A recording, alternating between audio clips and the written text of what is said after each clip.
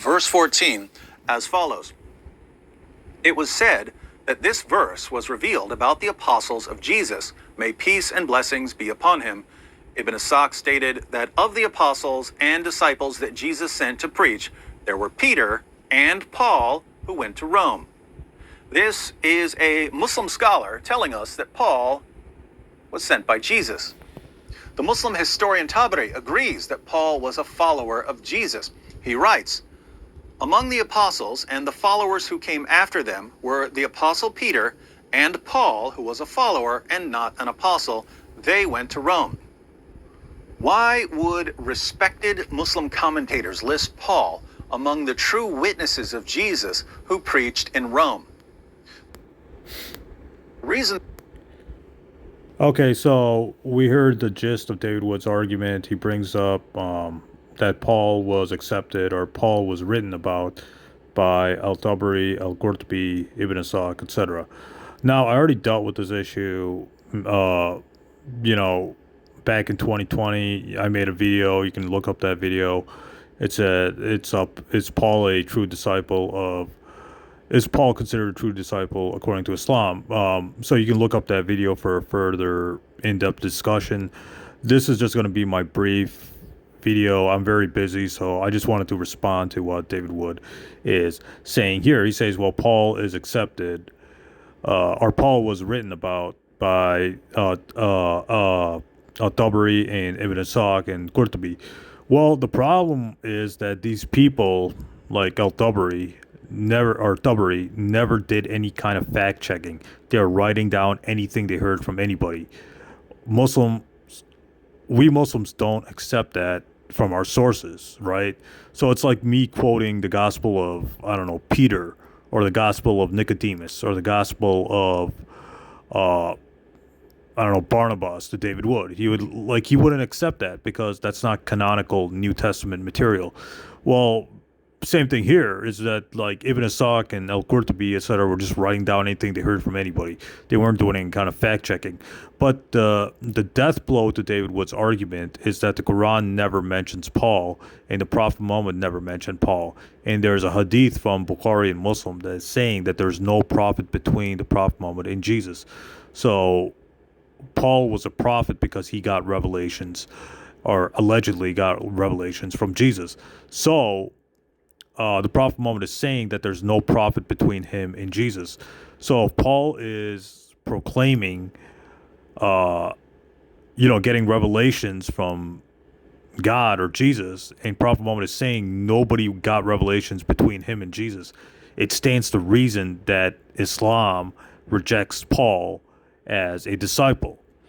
So I think that's the death blow to David Wood's argument. But regardless, Ibn Ishaq and Al-Tabari and Al-Qurtubi were just writing down anything they heard from anybody. So they probably heard that Paul was a disciple or an apostle from Christians, and they wrote that down.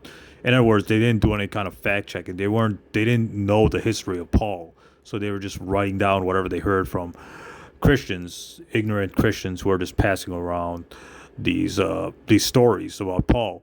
So regardless, Islam rejects Paul because all you got to do is read the Quran. The Quran never mentions Paul. Read the Hadith. Prophet Muhammad never mentioned Paul. So these are the two final authorities: the Quran and the Hadith, or the Quran and the Prophet Muhammad, or the Hadith of the Prophet Muhammad. So if some Muslim scholar just writes down that Paul is a disciple, we don't have to accept it, or an apostle, because we don't have to accept it because they weren't doing any kind of fact checking. They were writing down anything they heard from anybody. And of course, Muslims are very cautious.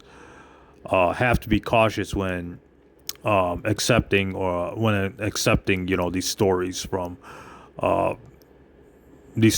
unknown people. But regardless, Ibn Ishaq and Al-Tabari and Qurtubi, they were accused of passing down something called Israelite stories, are stories made up by Jews and Christians. So they were just writing down anything they heard from Jews and Christians. So we Muslims don't accept that because there's no sources to Al-Qurtubi or Tabari's claim that Paul is a disciple. They were just writing down anything they heard from anybody, which of course invalidates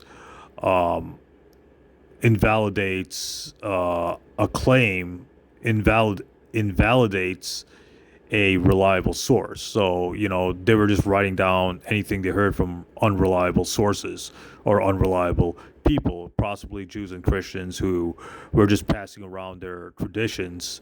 And Dubbery and Gortaby were just writing down anything they heard from anybody, and they weren't doing any kind of independent fact checking. So that's why Muslims don't accept Paul, because he's never mentioned in the Quran, he's never mentioned by the Prophet Muhammad. Because of that, we can safely reject Paul as somebody who has absolutely no importance in Islam and is considered a false apostle, according to Peter. In the book of Galatians, 2 Corinthians, Acts. If you read those books, you can see that Peter and Paul had fights with one another. They weren't getting along with one another.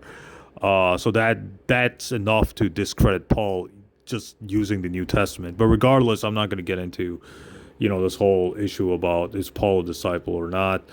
I think that's a separate topic. But I just wanted to refute David Wood's claim that Paul is accepted in Islam. He's not. He's never mentioned in the Quran. He's never mentioned in the Hadith, and that is enough to safely reject Paul, because Islam flows out of the Quran and the Hadith. Stay tuned. More videos debunking everybody's favorite psychopath, David Wood. Time to hammer down other arguments of his, pun intended.